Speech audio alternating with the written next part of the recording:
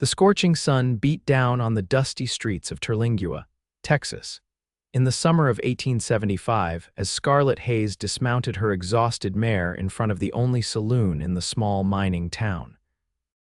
Whispers followed her like shadows as she tied her horse to the hitching post, her crimson dress a stark contrast to the drab browns and grays that dominated the landscape. Her reputation had arrived before her, carried on the winds of gossip from Austin to El Paso. Scarlett straightened her back, ignoring the stares that burned into her from the porch of the general store across the street. She needed water, food, and a place to stay for the night before continuing her journey west. The saloon, despite its unsavory reputation, was the only establishment that might offer her lodging without asking too many questions. As she stepped onto the wooden boardwalk, the batwing doors of the saloon swung open and a man stumbled out, nearly colliding with her. He steadied himself, his bloodshot eyes widening as they took in her appearance. "Well, I'll be damned," he slurred, his breath heavy with whiskey, "if it ain't the notorious Scarlett Hayes." Scarlett kept her expression neutral, though her heart hammered in her chest. She made to step around him, but he moved to block her path. "Heard you left your husband back in Dallas with a knife in his chest," he said loudly, drawing the attention of passers-by. "That true, Miss Hayes, or should I say Mrs. Blackburn? My name is Hayes," Scarlett said coldly. "And you should be careful about repeating lies you know nothing about." The man laughed, a harsh sound that grated against her nerves. "That ain't what the newspapers say. They say you're running from the law." Before Scarlett could respond, a deep voice cut through the tension like a knife. "The lady said to be careful, friend." A tall figure emerged from the shadowed interior of the saloon. His face was partially hidden beneath the brim of a dusty black hat, but Scarlett could see the hard line of his jaw, the glint of steel in his blue eyes. A silver star pinned to his vest caught the sunlight, a Texas Ranger. "This ain't your business, Thornton," the drunk muttered, his bravado deflating. "It is when you're harassing a lady on my streets," the Ranger, Thornton replied evenly. "Now move along before I decide you need a night in my jail to sober up." The man hesitated, then spat in the dirt near Scarlett's boots before shuffling away, muttering curses under his breath. Thornton turned his attention to Scarlett, his gaze assessing but not unkind. "Thank you," she said, lifting her chin, "but I can handle myself." "Never doubted it for a second, madam," he replied, a hint of a smile playing at the corners of his mouth. "Tucker Callahan," he introduced himself, tipping his hat, "Ranger stationed here in Terlingua." "Scarlett Hayes," she replied, offering her hand. Tucker's eyebrows lifted slightly, but he took her hand, his grip firm but gentle. "Welcome to Terlingua, Miss Hayes, though I suspect you already know you've stirred up quite a bit of interest with your arrival." "It seems my reputation precedes me," Scarlett said dryly. "Often the case out here," Tucker nodded. "People have little to do but talk." Scarlett glanced toward the saloon doors. "Is there somewhere else I might find lodging for the night, somewhere quieter?" Tucker considered her for a moment. "Mrs. Jenkins runs a boarding house at the end of town. It's respectable, clean, and she doesn't ask too many questions." He paused. "But I should warn you, she reads the newspapers from Austin." "Of course she does," Scarlett sighed. "I could put in a word for you," Tucker offered unexpectedly. "Mrs. Jenkins trusts my judgment." Scarlett studied him, trying to discern his motives. Men didn't offer help without expecting something in return. That was one of the many hard lessons she'd learned in her 24 years of life. "Why would you do that?" she asked bluntly. Tucker shrugged. "Because contrary to what you might have read in those same newspapers, I believe in hearing both sides of a story before making up my mind." His blue eyes held hers steadily. "And I've been a ranger long enough to know that sometimes people run not because they're guilty, but because they've been denied justice." Something in his words touched a raw place in Scarlett's heart. She looked away, blinking back unexpected tears. "Thank you," she said again, softly this time. Tucker nodded. "Wait here. I'll see to your horse and have a word with Mrs. Jenkins. You look like you could use a hot meal and a real bed."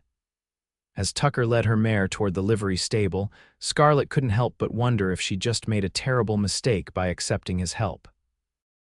Trust had never served her well before, yet something about the ranger's straightforward manner gave her pause. Perhaps this time, just this once, someone's kindness didn't come with hidden strings attached. Mrs. Jenkins' boarding house was a modest two-story structure at the eastern edge of town. Unlike most buildings in Terlingua, it boasted a fresh coat of white paint and curtains in the windows.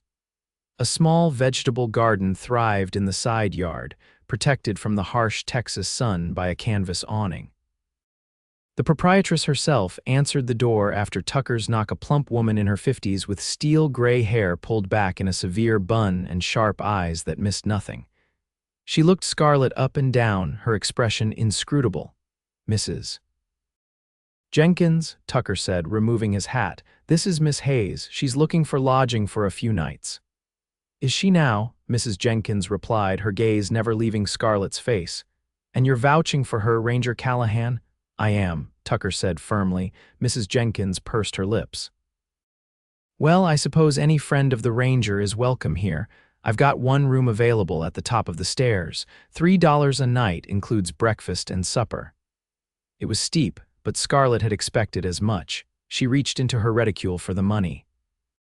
"I'll cover tonight," Tucker said unexpectedly. "That's not necessary," Scarlett objected, but Tucker had already handed the money to Mrs. Jenkins.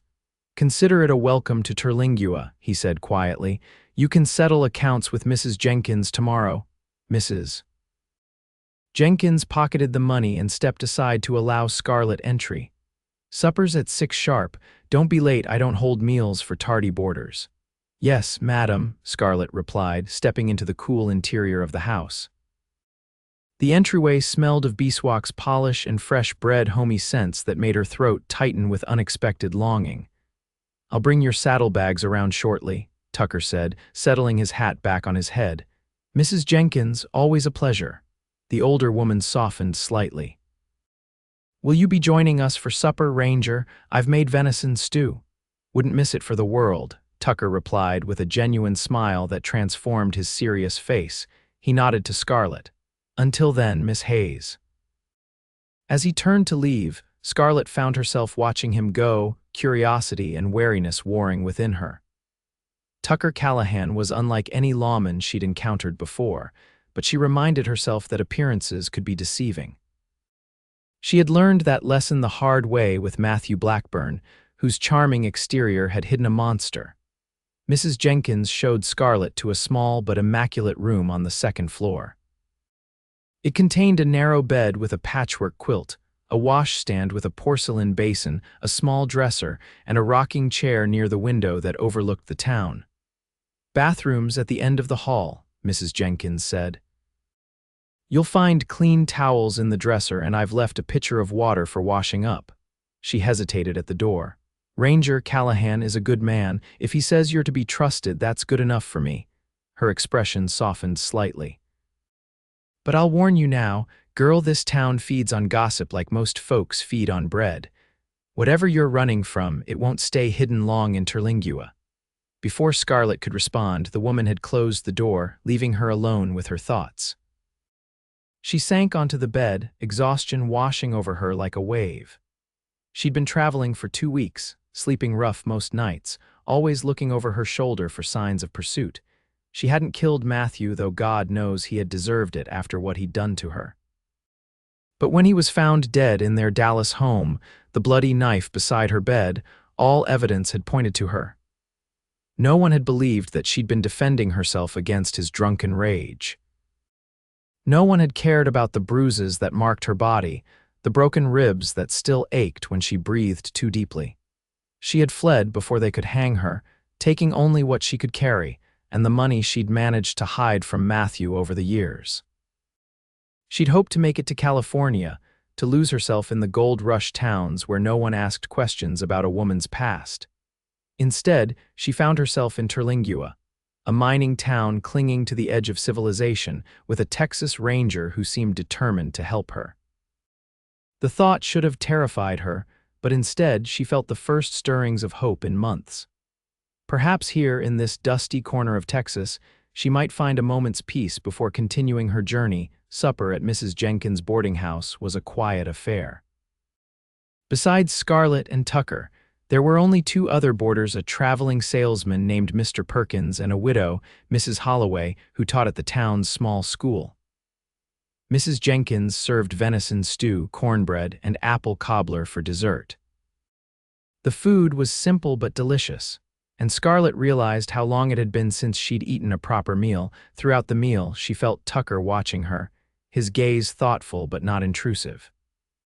He made easy conversation with the others, discussing the weather, the recent shipment of goods to the general store, and the prospects of the cinnabar mine that was Terlingua's lifeblood. Not once did he mention the whispers that had followed Scarlett into town or the suspicions that hung over her like a cloud. After the meal, when Mr. Perkins had retired to his room and Mrs. Holloway was helping Mrs. Jenkins with the dishes, Tucker invited Scarlett to join him on the front porch. The evening was pleasantly cool, the stars beginning to emerge in the darkening sky. "How long do you plan to stay in Terlingua?" Tucker asked, leaning against the porch railing. "Not long," Scarlett replied. "I'm heading west, California," she nodded. "That's a hard journey for a woman alone," Tucker observed, "especially one who's being hunted." Scarlett stiffened. "Is that why you helped me today, so you could question me about Dallas?" Tucker shook his head. "I'm not asking as a ranger, Miss Hayes. I'm asking as someone who's concerned for your safety." "Why should you be concerned about me?" Scarlett challenged. "You don't know me." "No," Tucker agreed, "but I know trouble when I see it, and you're in it deep." He turned to face her fully. "I also know fear, and you're carrying it with you like a second shadow. Whatever happened in Dallas, I don't believe it's as simple as the newspapers make it out to be." Scarlett looked away, her throat tight. "It doesn't matter what I say. No one believed me then. Why should you be any different?" Tucker was quiet for a long moment. "Because I've seen enough in my years as a ranger to know that justice and the law don't always walk the same path," he finally said. "And because I've learned to trust my instincts about people. They tell me you're not a cold-blooded murderer." His words hung in the air between them. Scarlett wanted desperately to believe him, to trust that here, at last, was someone who might listen, but experience had taught her caution. "You're right about one thing," she said at last. "I didn't kill my husband. But I might as well have, for all the proof I have." "Tell me what happened," Tucker said gently. And so, under the vast Texas sky, with the sounds of the desert night rising around them, Scarlett told him the truth. She spoke of meeting Matthew Blackburn when she was barely 20, of his charm and wealth that had dazzled her, of the wedding that had seemed like a fairy tale. She told him of the gradual change afterward, the controlling behavior, the jealousy, the first time Matthew had struck her in a drunken rage. "I should have left then," she said, her voice hollow. "But where would I go? My parents were dead. I had no family, no money of my own. And Matthew had convinced me that no one else would want me." She described the 3 years of escalating abuse, of neighbors who turned a blind eye, of the doctor who had set her broken arm and advised her to try harder to please her husband. And finally, she told him of the night Matthew had come home drunk and furious, accusing her of infidelity with a man she'd barely spoken to at church. "He had a knife," she whispered, her hands trembling at the memory. "He said he would carve his name into my face so everyone would know I was his property. I fought back for the first time. I pushed him away and he fell. His head hit the corner of the fireplace hearth. There was so much blood." She had fled the room in terror, locking herself in their bedroom. In the morning, she had found Matthew dead, the knife plunged into his chest, but she had not put it there. "Someone else was in the house that night," she concluded. "Someone who wanted Matthew dead and me blamed for it. By the time I realized what had happened, it was too late. The sheriff had been summoned and all the evidence pointed to me, so I ran." Tucker had listened without interruption, his expression grave. Now he sighed deeply. "That's a hard story, Miss Hayes, and a harder burden to carry alone." "Do you believe me?" Scarlett asked, hardly daring to hope. Tucker met her gaze steadily. "Yes," he said simply. "I do." The words seemed to hang in the air, a lifeline thrown to a drowning woman. Scarlett closed her eyes, relief washing through her so intensely that she swayed on her feet. Tucker's hand caught her elbow, steadying her. "Easy," he murmured. "You've been carrying this alone for too long. "What happens now?" she asked, her voice barely audible. "Now you get some rest," Tucker said firmly. "Tomorrow we'll figure out our next steps." Scarlett questioned, looking up at him in surprise. Tucker's smile was grim but determined. "I became a ranger to uphold justice, Miss Hayes, and it sounds to me like justice has failed you rather spectacularly. I aim to set that right if I can." For the first time in months, Scarlett felt the crushing weight on her shoulders lighten slightly. She wasn't alone anymore. The realization brought fresh tears to her eyes, which she hastily blinked away. "Thank you," she whispered. Tucker released her arm gently. "Don't thank me yet. We've got a long way to go before this is over." He settled his hat on his head. "I'll be by in the morning. Sleep well, Miss Hayes." As she watched him walk down the path and disappear into the gathering darkness, Scarlett wondered if she had just made the biggest mistake of her life by trusting him with her story. Or perhaps, against all odds, she had found the one person who might help her find a way back to the life that had been stolen from her. The next morning dawned clear and hot, the sun already fierce by the time Scarlett made her way downstairs for breakfast. Mrs. Jenkins was in the kitchen, kneading bread dough with strong, flour-dusted hands. "There's coffee on the stove," she said by way of greeting, "and biscuits keeping warm in the oven. Butter and preserves are on the table." "Thank you," Scarlett replied, pouring herself a cup of the strong, black coffee. Mrs. Jenkins eyed her shrewdly as she worked the dough. "Ranger Callahan was here at first light, asked me to tell you he'd be back around 9 to collect you, said something about showing you the town." Scarlett nodded, hiding her surprise behind her coffee cup. She hadn't expected Tucker to return so early or at all, if she was being honest with herself. Part of her had been certain that in the harsh light of day, he would regret his offer of help and distance himself from her troubles. "He's a good man, the ranger," Mrs. Jenkins continued, her tone casual but her eyes sharp. "Best this town has ever had, fair and honest, which is rarer than gold in these parts." "He seems so," Scarlett agreed cautiously. Mrs. Jenkins slapped the dough into a greased pan and covered it with a cloth. "Don't mistake me, girl. I'm not blind to what's going on. Those newspapers from Dallas may have painted you as some kind of black widow, but I've been watching people long enough to know when they're lying." She wiped her hands on her apron. "And you don't have the eyes of a killer." Before Scarlett could respond to this unexpected declaration, there was a knock at the front door. Mrs. Jenkins nodded toward it. "That'll be him now. You best not keep him waiting." Tucker stood on the porch, hat in hand, looking freshly shaved and more approachable than he had the previous day. He wore a clean white shirt under his vest, the silver star still pinned to the fabric over his heart. "Morning, Miss Hayes," he greeted her. "Thought you might like to see a bit of Terlingua in the daylight." "I would, thank you," Scarlett replied, stepping out into the morning sunshine. They walked side by side down the main street, Tucker pointing out the various businesses: the general store, the assayer's office, the barber's shop that doubled as a dentist's office, the small church that held services every Sunday regardless of whether they had a preacher in town or not. "It's smaller than I expected," Scarlett commented. "Terlingua's still young," Tucker explained. "The Cinnabar mine's only been operating for about 10 years. Before that, there wasn't much reason for folks to settle in this part of Texas. Too harsh, too far from anywhere." "And yet you're here," Scarlett observed, Tucker's mouth quirked in a half-smile. "I go where the rangers send me, but I've grown fond of the place. There's an honesty to the desert. It doesn't pretend to be anything other than what it is." As they walked, Scarlett was acutely aware of the stares and whispers that followed them.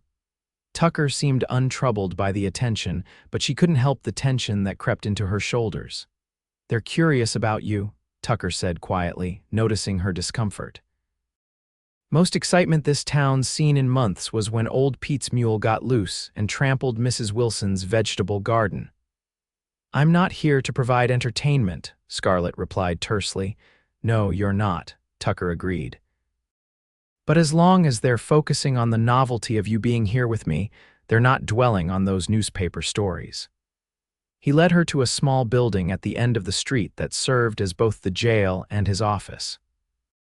Inside, it was Spartan but neat: a desk and chair, a gun rack on the wall, a pot-bellied stove in the corner, and 2 cells at the back, both empty. Tucker closed the door behind them, offering Scarlett the chair while he leaned against the desk. "I've been thinking about your situation," he said without preamble.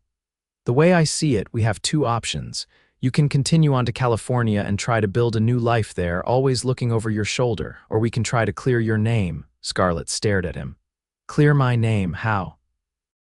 The evidence is circumstantial," Tucker interrupted. "You said yourself there was someone else in the house that night, someone who wanted your husband dead and you blamed for it." "But I have no way to prove that," Scarlett protested. "No one saw anyone entering or leaving."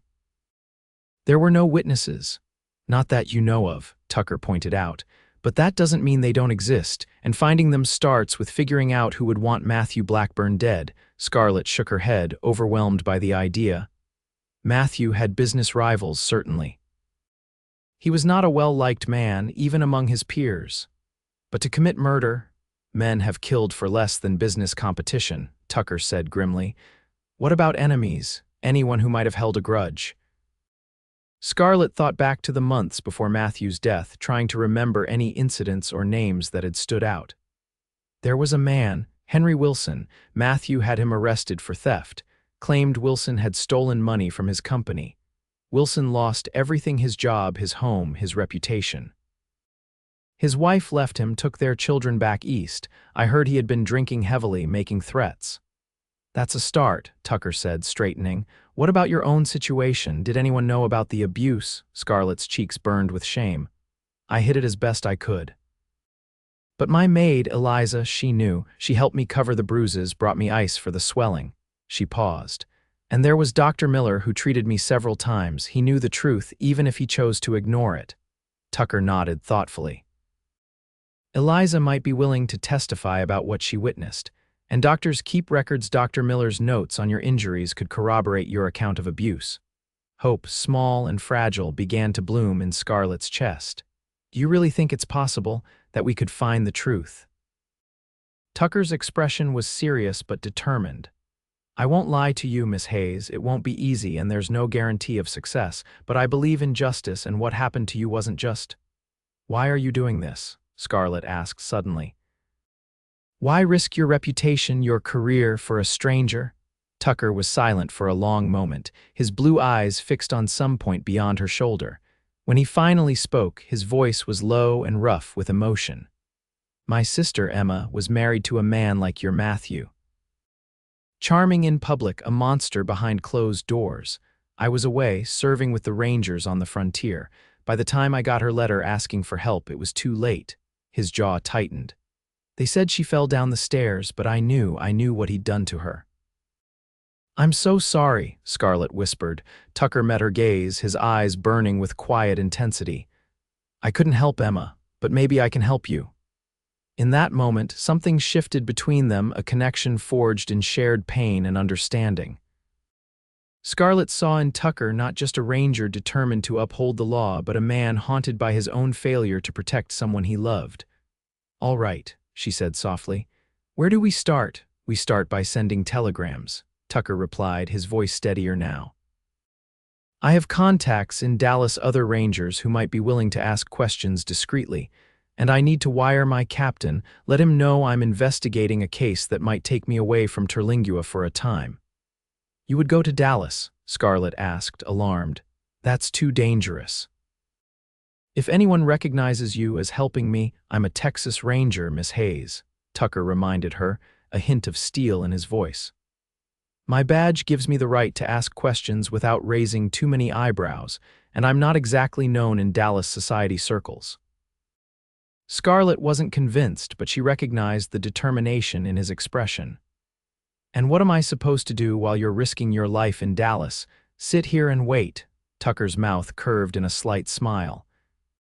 Actually, I was hoping you might help me compile a list of everyone who might have had reason to want your husband dead, and anyone who might have witnessed anything unusual in the days leading up to his murder. He pulled open a desk drawer and retrieved paper and a pencil. The more information we have, the better our chances of finding the truth. For the next several hours, they worked together. Scarlett dredging up memories of her life in Dallas, the servants who had come and gone from the Blackburn household, Matthew's business associates and rivals, the society matrons who had looked down their noses at the young woman who had risen above her station by marrying one of Dallas's wealthiest men. As the afternoon waned, Tucker organized their notes into a coherent investigative plan. "I'll leave for Dallas on tomorrow's stage," he decided. "It's a long journey, nearly a week, but I can send telegrams from stops along the way if I learn anything useful." "And what about me?" Scarlett asked. "I can't stay at Mrs. Jenkins indefinitely." Tucker considered this. "Actually, Mrs. Jenkins might be able to use some help around the boarding house. She's not as young as she used to be, and with her arthritis." He trailed off at Scarlett's expression. "Unless you object to domestic work." "No," Scarlett said quickly. "I'm not above honest work. It's just won't people talk if I suddenly become a servant at the boarding house?" "Let them talk," Tucker said firmly. "It's better than you sitting idle, a target for more speculation, and Mrs. Jenkins can be formidable when she chooses. No one would dare insult a woman under her protection." Scarlett wasn't entirely convinced, but she nodded her agreement. She had little choice after all. Her funds were limited, and the idea of continuing her journey alone, with no destination but the vague promise of California, suddenly seemed hollow compared to the chance of clearing her name. As dusk fell, Tucker walked her back to the boarding house, their conversation turning to lighter topics: his childhood in the hill country, her early years on her parents' small farm outside of Houston, before the fever had taken them both in the same terrible week. At the boarding house gate, Tucker paused. "I'll speak to Mrs. Jenkins about the work arrangement, and I'll come by in the morning before I leave to let you know where I'm starting the investigation." "Be careful in Dallas," Scarlett said impulsively. "Whoever killed Matthew and framed me is still out there if they realize what you're doing." Tucker's expression softened. "I've been a ranger for 8 years, Miss Hayes. I know how to watch my back." He hesitated, then added quietly, "But I appreciate your concern." Their eyes met and held for a long moment, and Scarlett felt something warm unfurl in her chest, something she hadn't felt in years. Not since before Matthew had shown his true nature and shattered her trust in men. Tucker cleared his throat and stepped back, breaking the moment. "Good night, Miss Hayes." "Good night, Ranger Callahan," she replied softly. As she watched him walk away, Scarlett wondered at the strange turn her life had taken. 2 days ago, she had been a fugitive, alone and desperate. Now she had an ally, a plan, and for the first time in months, a glimmer of hope that she might someday reclaim her life and her good name. The arrangement with Mrs. Jenkins was settled by breakfast the next morning. In exchange for helping with cleaning, cooking, and the laundry, Scarlett would receive room and board plus a small weekly wage. Mrs. Jenkins made it clear that she expected diligent work, but promised fair treatment in return. "The Ranger speaks highly of you," the older woman said as they washed the breakfast dishes together. "Says you've had a raw deal. Well, I know something about that myself." She glanced at Scarlett. "My husband ran off with a saloon girl 20 years his junior, left me with nothing but debts and a broken heart. Took me years to build this place up from nothing, so I don't judge folks too harshly when life's dealt them a bad hand." "Thank you," Scarlett said, genuinely touched by the woman's gruff kindness. Mrs. Jenkins nodded briskly. "Just mind you pull your weight around here. I'm not running a charity." True to his word, Tucker arrived at the boarding house before his departure. He was dressed for travel, with saddlebags slung over his shoulder and his ranger badge pinned to his vest as always. "I've booked passage on the morning stage," he told Scarlett as they stood on the porch, the early morning sun casting long shadows across the yard. "I should reach Dallas within the week, barring any delays." "And then?" Scarlett asked. "Then I start asking questions," Tucker replied, discreetly but thoroughly. "I'll focus first on this Henry Wilson, find out where he was the night of the murder, whether he had means and opportunity. And I'll try to locate your maid, Eliza. She might know more than she realizes." He handed Scarlett a folded piece of paper.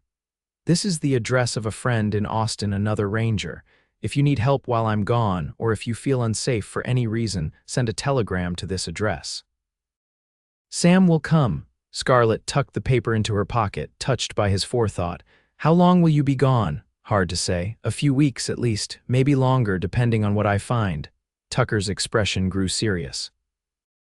Miss Hayes, Scarlett, I want you to know that I'm committed to finding the truth, however long it takes. You have my word on that. It was the first time he had used her given name, and the sound of it in his deep voice made her heart skip a beat. Thank you, Tucker, she replied softly. For believing me when no one else would. The distant sound of the stage horn interrupted the moment. Tucker glanced toward the town center, then back at Scarlett. That's my cue, he said, adjusting his hat. Keep your head down while I'm gone, and trust Mrs. Jenkins. She's a better ally than most in this town. On impulse, Scarlett reached out and squeezed his hand. Be safe. Tucker's fingers tightened briefly around hers, a gesture of reassurance that spoke more than words. Then he was gone, striding down the path toward the waiting stage, his tall figure soon disappearing around the bend in the road. Scarlett watched until he was out of sight, then turned back to the boarding house where Mrs. Jenkins was waiting to show her the day's chores. A new chapter of her life was beginning, one of waiting and working, hoping and fearing. But for the first time since she'd fled Dallas, she wasn't alone in her struggle, and that made all the difference. The days at Mrs. Jenkins' boarding house fell into a predictable rhythm. Scarlett rose before dawn to help prepare breakfast for the boarders, spent the mornings cleaning rooms and doing laundry, and the afternoons baking bread and helping with supper preparations. The work was hard but honest, and she found unexpected solace in the simple, repetitive tasks that filled her days. Mrs. Jenkins proved to be a fair employer, gruff in her manner but quick to acknowledge when Scarlett did good work. More importantly, she ran interference with the curious townspeople, shutting down gossip with a sharp word and a steely glare. Pay them no mind, she advised Scarlett after a particularly difficult encounter at the general store, where whispers had followed them from aisle to aisle. Half of them can't read well enough to understand those newspaper stories anyway, and the other half are just bored. They'll find something new to chatter about soon enough. True to Mrs. Jenkins' prediction, the initial furor over Scarlett's presence in Terlingua gradually subsided as the weeks passed. She became a familiar sight in town, accompanying Mrs. Jenkins on errands, carrying baskets of fresh laundry or delivering meals to shut-ins. Some folks still crossed the street to avoid her, but others began to nod in greeting or even exchange pleasantries. Through it all, Scarlett waited anxiously for word from Tucker. After 3 weeks, a telegram arrived from Dallas. Investigating promising leads. Stop Wilson located. Stop Eliza willing to talk. Stop more soon. Stop stay safe. Stop Tucker. The brief message brought both relief and renewed anxiety. Tucker was making progress, but how much longer would his investigation take? And what dangers might he be facing in Dallas? Asking questions about a murder that powerful people might prefer remained unsolved. Another 2 weeks passed before the next telegram arrived. Returning to Terlingua. Stop arriving Friday's stage stop. Have news. Stop Tucker. Friday couldn't come quickly enough. Scarlett found herself distracted in her work, burning a batch of biscuits and breaking one of Mrs. Jenkins' treasured teacups. The older woman eyed her knowingly but said nothing, merely assigning her tasks that required less concentration. When Friday finally arrived, Scarlett could barely contain her nervous energy. She changed her dress 3 times before settling on a simple blue calico that Mrs. Jenkins had helped her sew from fabric purchased at the general store. Her hair, which had grown longer during her time in Terlingua, she pinned up in a neat bun, with a few curls framing her face.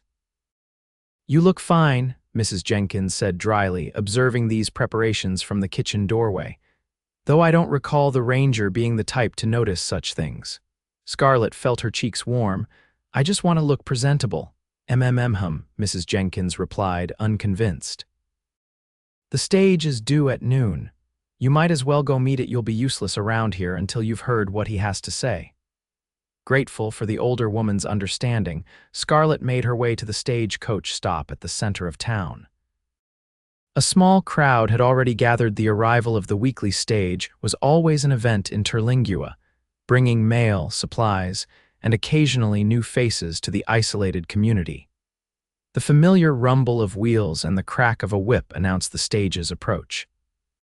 Scarlett's heart hammered in her chest as the dust-covered coach pulled to a stop in front of the saloon. The driver jumped down to open the door, and passengers began to disembark. A drummer with his sample case, a respectable-looking couple who must be the new schoolteacher's missus. Jenkins had mentioned, and finally, Tucker. He looked tired, his face leaner than when he'd left, with several days' worth of stubble darkening his jaw. But his eyes brightened when they found Scarlett in the crowd, and he made his way directly to her, ignoring the curious stares of the townspeople. "Miss Hayes," he greeted her formally, though his eyes conveyed a warmth that belied the propriety of his words. "Ranger Callahan," she replied, fighting the urge to throw her arms around him in relief. "Welcome back to Terlingua." Tucker glanced around at the interested onlookers. "Perhaps we could speak somewhere more private," Scarlett nodded. "Mrs. Jenkins is expecting you for supper, but we have a few hours yet." They walked side by side to the small church at the edge of town, which stood empty and quiet on this weekday afternoon. Inside, the simple wooden pews and unadorned altar offered a peaceful sanctuary from prying eyes and ears.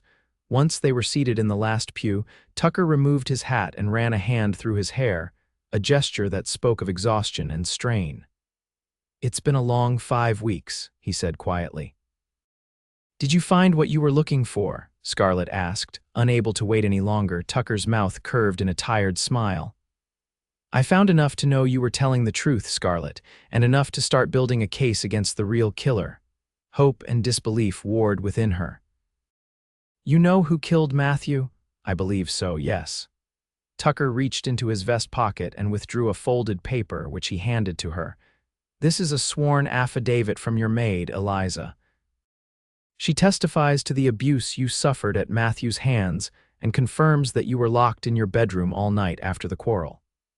She also states that she saw a man leaving the house through the kitchen door in the early hours of the morning, a man she recognized as James Thornton." Scarlett's breath caught. "James Thornton?" "Matthew's business partner," Tucker nodded grimly. "The same. I did some digging into their business affairs. It seems Blackburn and Thornton were in financial trouble, bad investments, mounting debts. Thornton had recently taken out a substantial life insurance policy on Blackburn, naming the company as beneficiary." "But that's monstrous," Scarlett whispered. "It gets worse," Tucker continued. "I spoke with Henry Wilson, the man you mentioned. He was indeed angry at Blackburn for the theft accusation, but he had an ironclad alibi for the night of the murder. However, he told me something interesting. He believes he was framed for the theft to divert attention from the company's financial problems. And he suspects it was Thornton who planted the evidence against him." Tucker leaned forward, his expression intense. "Thornton needed money desperately. With Blackburn dead, he could collect the insurance and take full control of the company. And if you were convicted of the murder, so much the better. No one would look too closely at the business affairs of a man killed by his jealous wife." Scarlett sat in stunned silence, trying to absorb the magnitude of the betrayal. James Thornton had been a frequent guest in their home, had dined at their table, had offered sympathy after Matthew's rages left her bruised and battered. And all the while, he had been planning murder. "Do you have proof?" she finally asked, practical concerns asserting themselves. "Enough to convince a court." "Not yet," Tucker admitted. "Eliza's testimony is powerful, but it's the word of a servant against a respected businessman. We need more." He hesitated, then added, "There's something else. Dr. Miller, the physician who treated your injuries, kept detailed records. He was reluctant to show them to me at first, but when I mentioned that his failure to report obvious abuse might constitute criminal negligence, he became more cooperative." Tucker's mouth twisted in disgust. "The records show a pattern of escalating violence. Broken ribs, a dislocated shoulder, bruises in shapes that could only have been made by fists or boots. The last entry was 3 days before the murder, a concussion and possible internal bleeding. Miller told Blackburn that if he brought you in again with similar injuries, he would have no choice but to report it to the authorities. Tears burned in Scarlett's eyes at the clinical recitation of the suffering she had endured. So Matthew knew he was running out of time. That someone might finally intervene. Yes, Tucker said softly, and I believe he told Thornton about the doctor's warning. It might have accelerated their timeline. Thornton saw an opportunity to eliminate his partner and solve his financial problems in one stroke, while ensuring you would be blamed for the crime. What do we do now? Scarlett asked, wiping away her tears with trembling fingers. Tucker reached out and took her hand, his calloused palm warm against her skin. Now we gather more evidence. I've spoken to my captain, explained the situation. He's agreed to assign me to this case officially, which gives me the authority to continue the investigation. I need to return to Dallas, but this time with a legal team behind me. We'll need to examine the company's financial records, interview more witnesses, build a case that will stand up in court. And me? Scarlett asked. Do I stay here? Go with you? Tucker squeezed her hand gently. That's your decision. Terlingua is safe. No one would think to look for you here, but if you came to Dallas, you'd have to remain hidden until we're ready to move against Thornton. It would be risky. But I could help with the investigation, Scarlett pointed out. I know things about Matthew and James, about their business, their habits that might be useful. Tucker studied her face. You're not afraid to face Dallas again after everything that happened there? Scarlett considered the question seriously. The thought of returning to the city where she had suffered so much filled her with dread. But staying behind in Terlingua while Tucker risked everything to clear her name seemed equally unbearable. I'm afraid, she admitted. But I'm more afraid of living the rest of my life as a fugitive, never knowing if today is the day they catch up with me. She straightened her shoulders. I want to help bring James Thornton to justice. For what he did to Matthew, yes, but more importantly, for what he tried to do to me. Pride and something deeper shone in Tucker's eyes. I had a feeling you'd say that, he said softly. You're the bravest woman I've ever known, Scarlett Hayes. The simple words, spoken with such conviction, touched something deep in Scarlett's heart. Without thinking, she leaned forward and pressed her lips to his in a brief, gentle kiss. Tucker froze for an instant, surprise evident in his widened eyes, then his hand came up to cup her cheek, his touch reverent as he returned the kiss with equal gentleness. When they parted, Scarlett felt her cheeks flush with color. I'm sorry, she whispered. I shouldn't have. Don't apologize, Tucker interrupted, his voice husky. Not for that, never for that. He stroked his thumb across her cheek, then reluctantly withdrew his hand. But we have difficult days ahead. We need to keep our heads clear. Scarlett nodded, understanding but also cherishing the unspoken promise in his words that when this was over, when justice had been served, there might be time to explore the growing feelings between them. When do we leave for Dallas? She asked, bringing the conversation back to practical matters. Monday's stage, Tucker replied. We'll need to be careful. You'll travel as my sister, using different papers. Once in Dallas, you'll stay with a friend of mine, a widow who lives on the outskirts of town. Few questions will be asked if she takes in a female relative from out of state.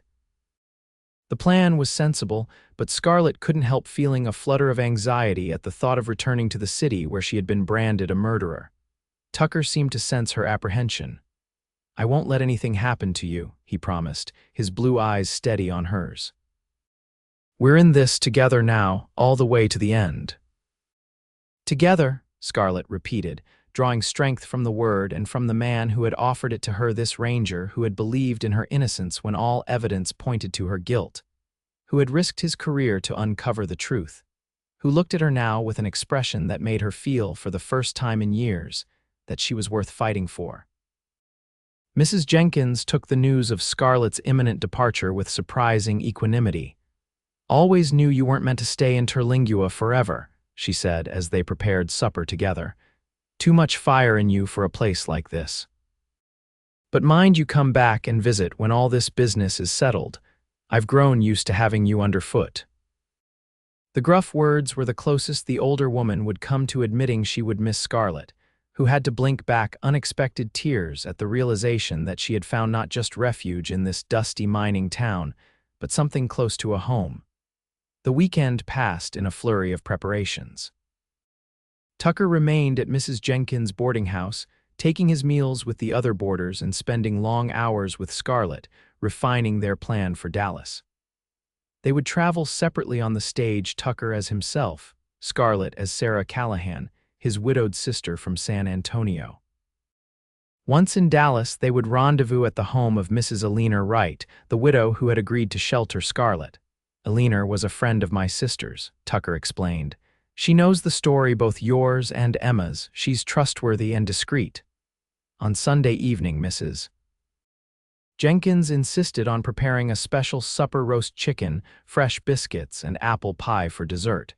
The meal was a subdued affair, with the other boarders sensing but not understanding the significance of the occasion. Afterward, when the dishes were washed and put away, Mrs.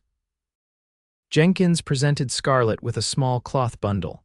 "Travel food," she explained gruffly, "and a clean handkerchief. Never know when you might need one." Inside the bundle, Scarlett found not just biscuits and dried fruit, but a small, worn Bible. "It was my mother's," Mrs. Jenkins said, her voice softening. "Brought me comfort in hard times, thought it might do the same for you." Touched beyond words, Scarlett embraced the older woman, who returned the hug with surprising strength before stepping back and briskly wiping her eyes. "Enough of that now," she said.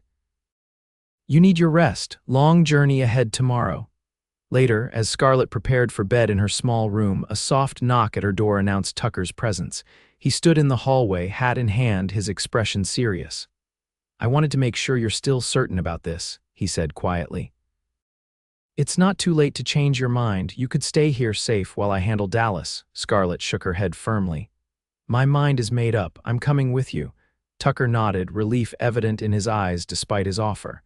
"Then try to get some sleep. We leave at first light."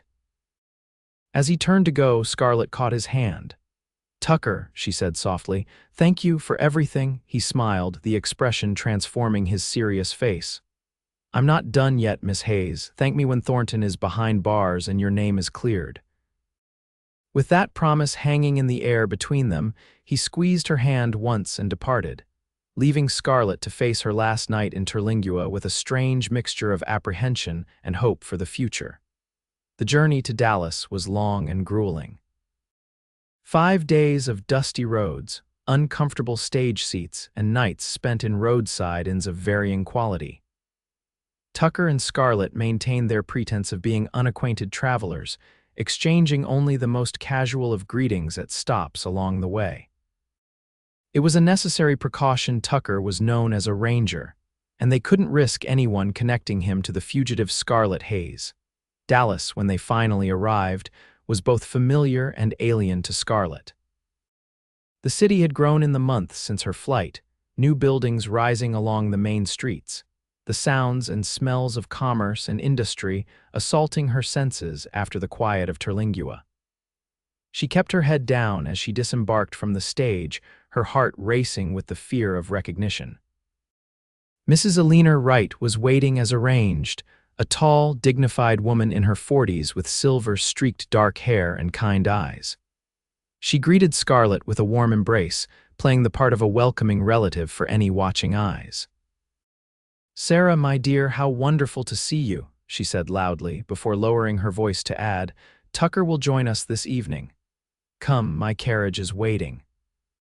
Eleanor's home was a modest but well-maintained cottage on the outskirts of the city, surrounded by a garden of native plants that provided both beauty and privacy.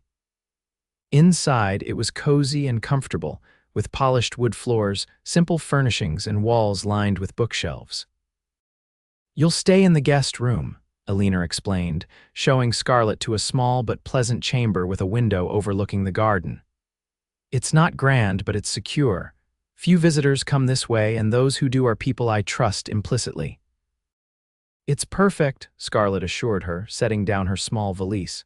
"I can't thank you enough for taking this risk." Eleanor's smile was tinged with sadness. Tucker told me your story. It reminded me too much of Emma's, except you survived. Helping you is the least I can do to honor her memory." Before Scarlett could respond to this poignant statement, the sound of the front door opening announced Tucker's arrival. He looked tired from the journey but energized by purpose, his ranger badge gleaming on his vest. "No problems?" he asked, looking between the two women. "None," Alina confirmed. "No one followed the carriage, and I've already sent word to the contacts you mentioned. They'll meet you tomorrow at the arranged location." Tucker nodded his thanks, then turned to Scarlett. "How are you holding up?" "I'm fine," she said, managing a smile despite the anxiety that had been building since they entered Dallas city limits. "What happens now?" Over a simple supper of beef stew and fresh bread, Tucker outlined the next phase of their plan. He had arranged meetings with key allies, a lawyer who specialized in criminal cases, a ranger captain who had agreed to oversee the investigation, and a bank clerk who claimed to have information about irregularities in Thornton's accounts. "We need to move carefully but quickly," Tucker explained. "The longer we're in Dallas, the greater the risk of discovery. Our goal is to gather enough evidence to obtain an arrest warrant for Thornton within the week." "And then," Scarlett asked, "then we present our case to Judge Hawkins. He's known for his integrity, can't be bought or bullied. If we convince him, he'll issue a warrant for Thornton's arrest and dismiss the charges against you." It sounded straightforward in theory, but Scarlett knew from bitter experience how justice could be subverted by power and influence. "Thornton has connections in this city," she warned. "Friends in high places who might not want to see him fall." "True," Tucker acknowledged. "Which is why we need irrefutable evidence. Eliza's testimony and Dr. Miller's records are a start, but we need the financial proof that Thornton had motive and means. And ideally, we need to place him at the scene of the crime beyond Eliza's statement." "There might be something else," Scarlett said slowly, a memory surfacing from the recesses of her mind. "Matthew kept a journal, a record of business transactions, meetings, personal expenses. He was meticulous about it, wrote in it every night before bed. It would have been in his study the night he died."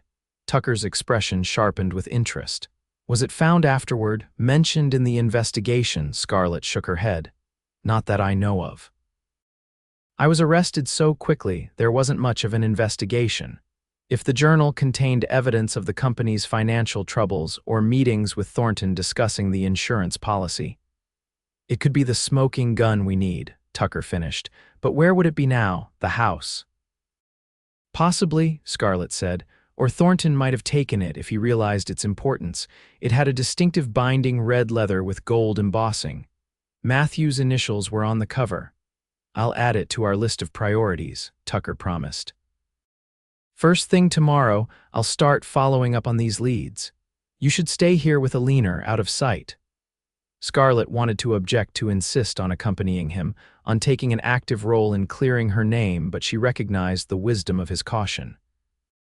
Her presence would only complicate matters and increase the risk of exposure before they were ready. "Be careful," she said instead. "Thornton is dangerous if he realizes what you're doing." "I'll have other rangers with me," Tucker assured her. "This is an official investigation now. Thornton won't risk attacking an officer of the law, no matter how desperate he gets."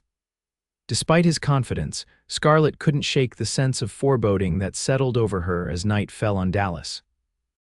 As she prepared for bed in Alina's guest room, she found herself praying that Tucker was right, that the law would protect him as he sought justice on her behalf. The alternative was too painful to contemplate. The next few days passed in a blur of anxious waiting for Scarlett and intense investigation for Tucker. He returned to Alina's cottage each evening, sometimes late into the night, bearing news of progress and setbacks in equal measure.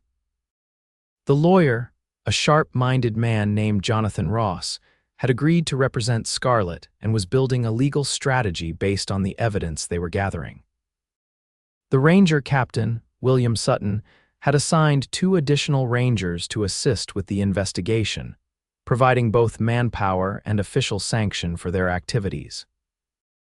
The bank clerk's information had proven valuable records showing large withdrawals from the company accounts just before Matthew's death. followed by an equally large deposit to Thornton's personal account after the insurance claim was settled. It wasn't definitive proof of murder, but it established clear financial motive. Dr. Miller had reluctantly agreed to testify about Scarlett's injuries, though his reluctance to contradict his earlier statements to the sheriff made him a less than ideal witness. Eliza, however, remained steadfast in her account of the night of the murder and the man she had seen leaving the house. The greatest obstacle remained the missing journal. Tucker and the other rangers had searched the Blackburn house, now standing empty and neglected, but found no trace of the red leather book.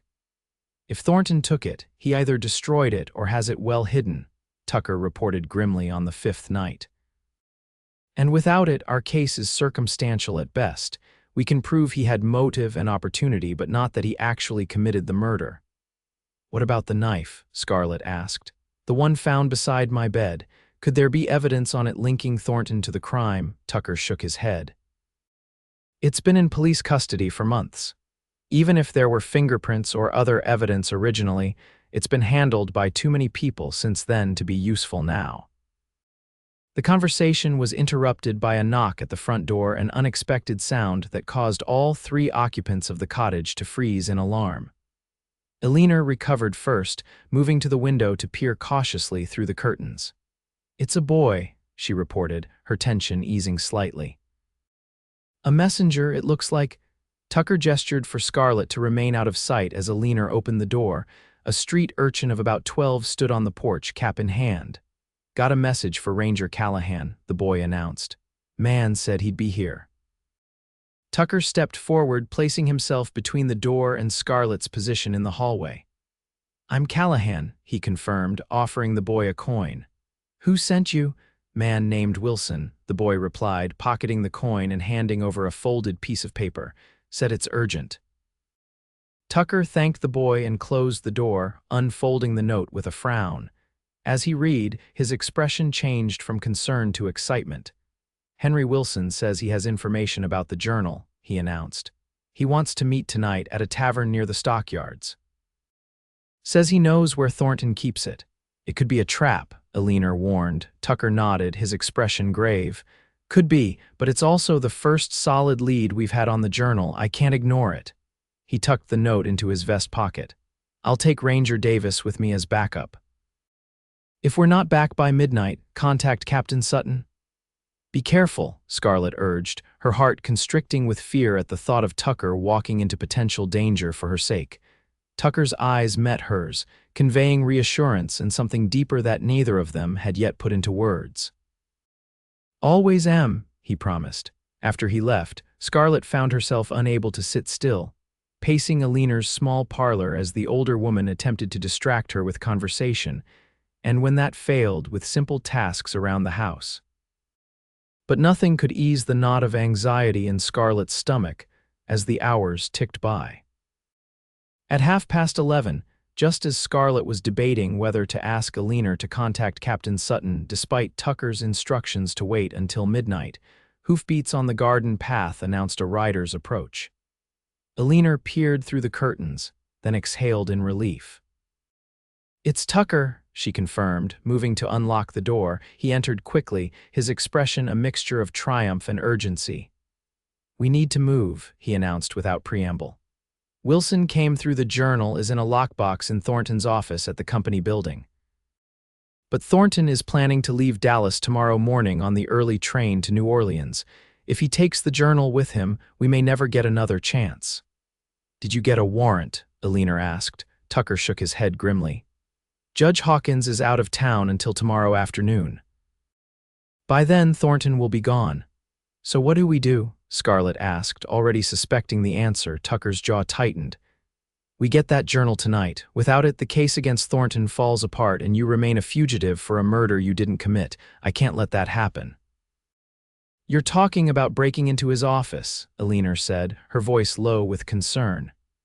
Tucker, if you're caught, I won't be, he interrupted firmly. Davis and Roberts are creating a diversion on the other side of town, a disturbance near Thornton's home that will draw away any night watchman at the company building. I'll have a clear path in and out. Let me come with you, Scarlett insisted. I know the building layout, the security measures. Matthew showed me everything about the company when we first married, before he decided I should know my place. Tucker hesitated, clearly torn between the practical value of her knowledge and his desire to keep her safe. If you're seen, I won't be, Scarlett echoed his own words back to him.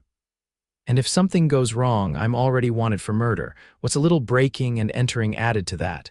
Despite the gravity of the situation, Tucker's mouth quirked in a reluctant smile. You make a compelling argument, Miss Hayes.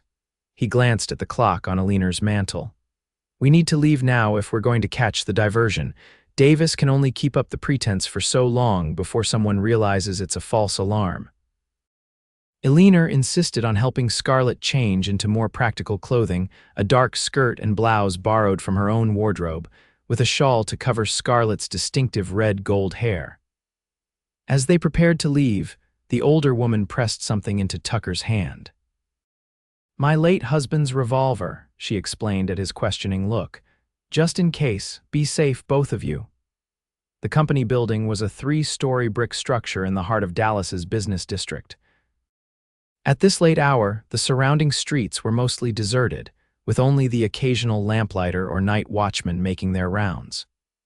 True to plan, there seemed to be no guard at the building itself, drawn away, presumably, by the disturbance Davis and Roberts had created.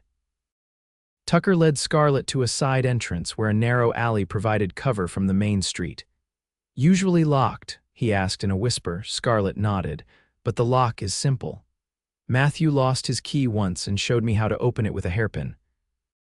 Tucker raised an eyebrow at this unexpected skill, but said nothing as Scarlett removed a pin from her hair and set to work on the lock. After a tense minute of manipulation, the lock gave way with a satisfying click. The interior of the building was dark and silent, smelling of paper, ink, and cigar smoke. Scarlett led the way up the stairs to the second floor where the executive offices were located. Thornton's office was at the end of the hall formerly Matthew's, she realized with a pang of mingled grief and anger. Not for Matthew himself, who had made her life a living hell, but for the young, hopeful woman she had been when she first married him, believing in love and the promise of a better life. This time, Tucker handled the lock, using a set of small tools that he produced from a pocket of his vest. The door swung open silently, revealing a spacious office with heavy furniture and expensive carpets. A large desk dominated the space, with bookshelves lining one wall and a cabinet of filing drawers along another. Where would the lockbox be? Tucker whispered, moving cautiously into the room. Scarlett scanned the space, thinking. The desk has a hidden compartment, she recalled. Matthew showed it to me once, said it was where he kept his most important documents. They moved to the desk, and Scarlett located the nearly invisible seam in the wood of the right-hand drawer. Pressing in a specific spot caused a panel to slide back, revealing a small metal box exactly the size to hold a journal. It's locked, Scarlett said, her heart sinking as she tried to open it. Not for long, Tucker assured her, retrieving his tools once more. As he worked on the lock, Scarlett kept watch at the door, straining her ears for any sound of approach. The silence of the building was oppressive, broken only by the occasional creak of settling wood and the soft scrape of Tucker's tools against metal. Finally, there was a click, and Tucker lifted the lid of the box. Inside, just as Scarlett had hoped, lay a red leather journal, the gold-embossed initials MB gleaming faintly in the dim light from the window. This is it, Tucker confirmed, leafing carefully through the pages. Entries up to the day of the murder. And look here, he pointed to an entry dated 3 days before Matthew's death. T insists policy payment will solve everything. Final meeting tomorrow to discuss terms. The evidence they had sought was right there in Matthew's own handwriting. Scarlett felt a wave of vindication so strong it nearly brought her to her knees. Tucker closed the journal and tucked it securely inside his vest. Time to go, he whispered. We've got what we came for. They were halfway to the door when a sound from the hallway froze them in place, the unmistakable tread of footsteps approaching the office. Tucker's hand went to Aliner's revolver, while Scarlett frantically looked around for a place to hide.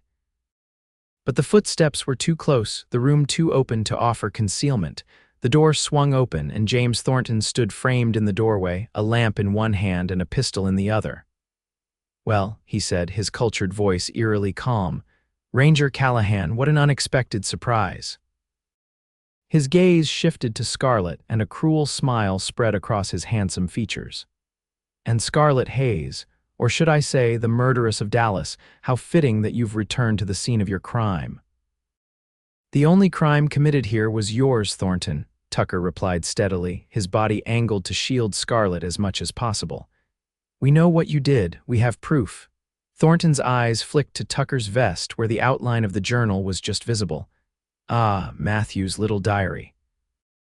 Yes, I should have destroyed that when I had the chance, an oversight on my part," he gestured with the pistol. "I'll take that now, if you please." "I don't think so," Tucker said, his own hand still on Alina's revolver, though he hadn't drawn it yet. "You're finished, Thornton. Murder, fraud, framing an innocent woman, the charges will put you away for life, if not on the gallows." Thornton laughed, a sound devoid of humor. "And who will believe you? A disgraced ranger, yes, I've made inquiries about you, Callahan. Your superiors are quite concerned about your obsession with this case, and as for you, Scarlett," his gaze returned to her, contemptuous and cold. "You're already convicted in the court of public opinion. Who would believe a word you say against a respected businessman?" "The evidence speaks for itself," Scarlett replied, finding her voice at last. "Eliza saw you leaving the house that night. The bank records show your financial dealings. And now we have Matthew's journal documenting your plan to kill him for the insurance money." For the first time, uncertainty flickered in Thornton's eyes. "Eliza is a servant. Her word means nothing." "It means enough when backed by financial records and Matthew's own handwriting," Tucker countered. "It's over, Thornton. Put down the gun and come peacefully." "It will go better for you at trial if you cooperate." Thornton's expression hardened, his grip on the pistol tightening. "I'm not going to prison," he said flatly, "and you're not leaving this office with that journal." The tension in the room was palpable, a deadly standoff with no clear resolution. Scarlett could see the calculation in Tucker's eyes, trying to determine if he could draw and fire before Thornton pulled the trigger. The odds weren't good, especially with Scarlett so close and unprotected. Just as the silence stretched to breaking point, a new voice called from the hallway. "Thornton, you in there? What's taking so long?" It was the momentary distraction they needed. As Thornton's attention shifted toward the voice, Tucker drew Alina's revolver with lightning speed, shoving Scarlett behind the shelter of the desk as he fired. The shot was deafening in the confined space of the office.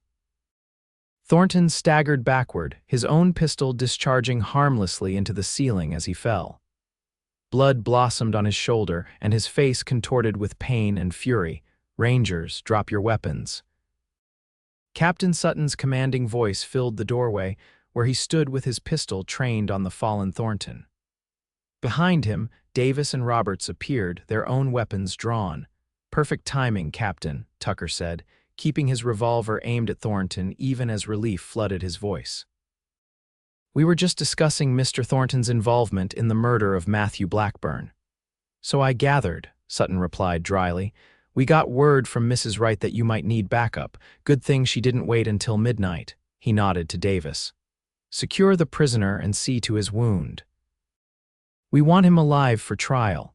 As the Rangers moved to follow orders, Sutton turned to Tucker and Scarlett. "Got your evidence?" Tucker patted his vest where the journal was safely stowed. "All we need to clear Miss Hayes and convict Thornton." Sutton nodded in satisfaction. "Then let's get out of here and do this properly. Judge Hawkins may be out of town, but Judge Reynolds isn't. We'll wake him up if we have to." The rest of the night passed in a blur of official statements, sworn testimony, and legal proceedings. Judge Reynolds, a stern but fair man in his 60s, was indeed roused from his bed to hear the urgent case. After reviewing the evidence, Eliza's affidavit, Dr. Miller's records, the bank documents, and most compellingly, Matthew's journal with its damning entries, he issued a warrant for Thornton's arrest on charges of murder and conspiracy. and formally dismissed all charges against Scarlett Hayes. "The court apologizes for the miscarriage of justice in this matter," the judge declared, his voice grave in the otherwise silent courtroom. "Miss Hayes, you are a free woman. Your record will be expunged, and a formal statement will be issued to the newspapers correcting the previous reports of your alleged crime." As dawn broke over Dallas, painting the eastern sky in shades of pink and gold, Scarlett stood on the courthouse steps, feeling as though she had awakened from a long, terrible nightmare. Beside her, Tucker watched with quiet pride as she took her first breaths as a truly free woman. "What happens now?" she asked softly, echoing the question she had asked him so many times during their journey together. Tucker's hand found hers, fingers intertwining with a naturalness that suggested they had been meant to fit together all along. "Now," he said, "you can go anywhere you want. Do anything you choose. Your life is your own again." Scarlett looked out at the awakening city, the place where she had known both her greatest happiness and deepest despair. In the soft light of morning, it seemed smaller somehow, less threatening than it had been in her memories and nightmares. "And if what I choose is to go back to Terlingua?" she asked, turning to face Tucker fully. "If what I want is to see if Mrs. Jenkins still needs help at her boarding house, if who I want is," she faltered, suddenly uncertain. Tucker's free hand came up to cup her cheek, his touch gentle but sure. "Then I would say that Terlingua has been missing its ranger for too long," he replied, his blue eyes warm with an emotion she had no trouble identifying now. "And that Mrs. Jenkins could certainly use the help, and that the ranger in question has been waiting a very long time to do this properly." Slowly, giving her every chance to pull away, Tucker lowered his mouth to hers. The kiss was tender at first, then deepened as Scarlett responded, her arms sliding around his neck as she surrendered to the feelings she had been holding at bay for weeks. When they finally parted, both a little breathless, Tucker rested his forehead against hers.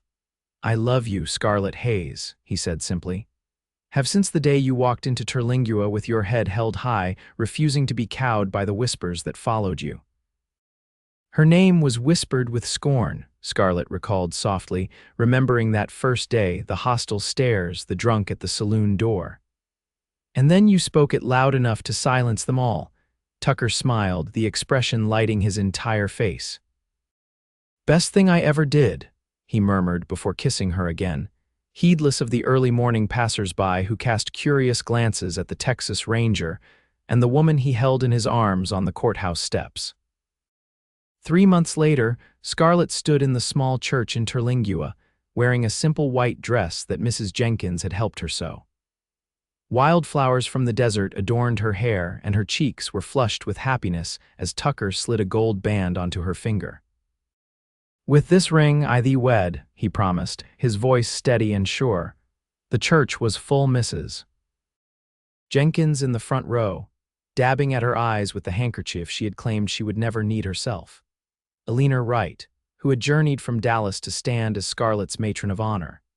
Captain Sutton and the other rangers who had helped clear her name, and the townspeople of Terlingua who had welcomed Scarlett back not with whispers and suspicion, but with open arms and heartfelt congratulations when Tucker had proudly introduced her as his fiancée. James Thornton was awaiting trial in Dallas, the evidence against him so overwhelming that conviction was all but certain. The newspaper that had once branded Scarlett a murderess had published a front-page retraction and apology. Dr. Miller had lost his medical license for failing to report Matthew's abuse, a small measure of justice that had helped Scarlett begin to heal from the wounds of her past. But as she looked into Tucker's eyes and spoke her vows, Scarlett knew that the greatest healing had come from love, the love of this man who had believed in her when all evidence pointed to her guilt, who had fought for her when she had no strength left to fight for herself, who had shown her that not all men were like Matthew Blackburn, that some were worthy of trust and devotion. "I now pronounce you man and wife," the preacher declared, and the church erupted in cheers as Tucker swept Scarlett into his arms for a kiss that promised a lifetime of happiness to come. Later, at the celebration in Mrs. Jenkins' garden, as twilight painted the desert in shades of purple and gold, Scarlett found a moment of quiet with her new husband away from the well-wishers and music. "Happy?" Tucker asked, his arm around her waist as they looked out at the vast Texas landscape. "More than I ever thought possible," Scarlett replied honestly. "A year ago I was certain my life was over. Now," she shook her head in wonder, "now I have everything I never dared to dream of." Tucker's kiss was gentle, a reaffirmation of all they had found in each other. "I was thinking," he said when they parted, "that cabin by the creek outside of town, the one that's been empty since old Jim Peterson passed. It needs work, but it could be a fine home with the right hands to care for it." "Our home?" Scarlett asked, her heart swelling at the thought. Tucker nodded. "Captain Sutton has agreed to make my posting in Terlingua permanent, said something about me being too stubborn to work well with anyone else." His smile was wry but pleased. "We could start fixing up the cabin next week, be in by winter, and fill it with children by spring." Scarlett suggested, her voice soft with promise. Tucker's eyes darkened with emotion. "Nothing would make me happier," he murmured, pulling her closer. As the stars began to appear in the vast Texas sky, Scarlett Hayes Callahan laid her head on her husband's shoulder, content in the knowledge that her long journey from fear to freedom, from despair to joy, was complete. Her name, once whispered with scorn, would now be spoken with respect and love in this small corner of the Wild West that had become her true home. And in the years to come, as she and Tucker built their life together, raising 3 children in the cabin by the creek, watching Terlingua grow from a rough mining town into a thriving community, growing old together surrounded by grandchildren and friends, Scarlett never forgot the courage it had taken to start over, or the love that had made it possible. For in the end, it wasn't the clearing of her name that had saved her, though that had given her back her freedom. It was Tucker's unwavering belief in her innocence, his determination to find the truth, and the love that had grown between them on the dusty streets of Terlingua that had truly given Scarlett Hayes a second chance at happiness, a chance she embraced with open arms and a grateful heart, every day for the rest of her long and joyful life.